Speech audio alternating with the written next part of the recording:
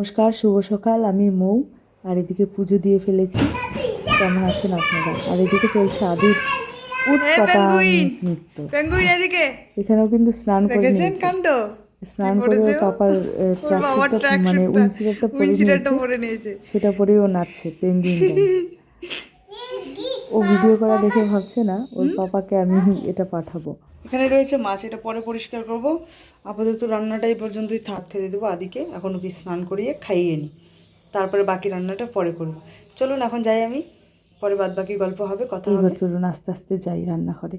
রান্নাঘরে এলাম, এর মধ্যে কিন্তু আদিকে স্নান করে নিয়েছিলাম, যে স্নান করিয়ে তারপরে ওকে খাইয়ে দিয়ে ঘুম পাড়ি দিয়ে এসেছি।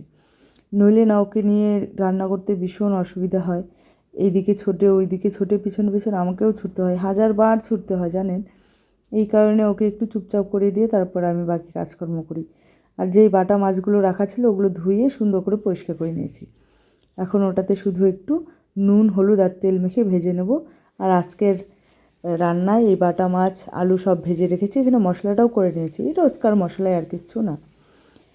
আর আজকের রান্নায় যেটা মানে মেন পার্ট নেবে সেটা হচ্ছে সর্ষে। আর সর্ষে কী করে গুলবো সেটাও বলে দেবো। চলুন আস্তে আস্তে এটা হোক আর গল্পটাও করি। এতে সব মশলাই দেওয়া আছে, বেটে রাখা মশলা প্লাস এই রোজকার শুকনো মশলাগুলো, ব্যাস গুঁড়ো মশলাগুলো, আর কিচ্ছু না। আর সর্ষেটা যেভাবে করতে হবে, এটা ভাজা হোক কতক্ষণে বলি। সর্ষেটা না হালকা গরম জল করে তাতে একটু লবণ আর সর্ষের গুঁড়োটা দিয়ে দিলেই না, সুন্দর করে গুলে নিলেই ব্যাস সর্ষেটা রেডি। সর্ষে বাটার মতো একদম দুর্দান্ত স্বাদ আসে দেখেছি রান্নায়, আমি মাঝে মাঝেই ব্যবহার করি। আর এখানে সব কিছু গল্প করতে করতে ঝোলটাও দিয়ে দিয়েছি। অবশ্যই ঝোলটাও গরম জলই, কারণ আমি গরম জলটাই পছন্দ করি রান্নায় ব্যবহার করতে ঝোলের সঙ্গে। ঝোল হিসেবে গরম জলটাই আমার পছন্দ। এতে রান্নাটাও দেখেছি চটপট হয়ে যায়, আর রান্নার সবজির স্বাদটাও দেখি দুর্দান্ত আসে। আর এক হাতে রান্না করি, আর এক হাতে ফোন ধরি, এই কারণে একটু ম্যাশ আপটা বেশি হয়, মানে চারপাশটা একটু এলোমেলো হয়ে যায়। কিন্তু কোনো ব্যাপার না, একটু অ্যাডজাস্টমেন্ট করেই নিতে হয়, তাই না, সব ক্ষেত্রেই। ঝোলটা ফুটে এসেছে, মাছগুলো দিয়ে দিই। মাছগুলো দিয়ে মাছটাকে ঝোলের সঙ্গে সুন্দর করে ফুটতে দেব।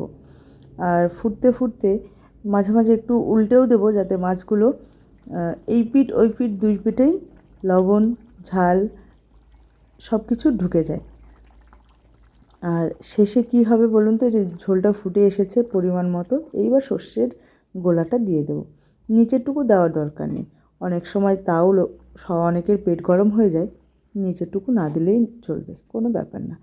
এই পর্যায়ে কিন্তু উনানের আঁচটাকে অবশ্যই লো করতে হবে, নইলে না সর্ষেটা অনেক সময় তেতো হয়ে যেতে পারে বা সবজিটাও ফেটে ফেটে আসতে পারে।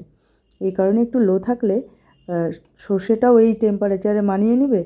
তারপর আস্তে আস্তে এটাকে হিটটাকে হাই করে দিলেই হয়, ব্যাস।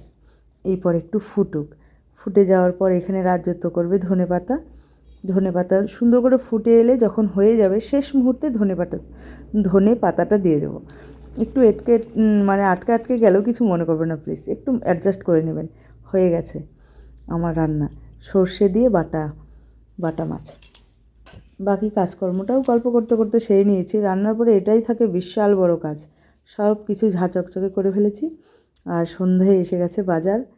আর শীতের দিনে আমার সবথেকে ভালো লাগে এই হরেক রকম বাজার। আর ভিডিওটা কেমন লাগলো অবশ্যই জানাবেন, ভালো লাগলে একটু লাইক, শেয়ার, কমেন্ট অবশ্যই করে জানাবেন কিন্তু।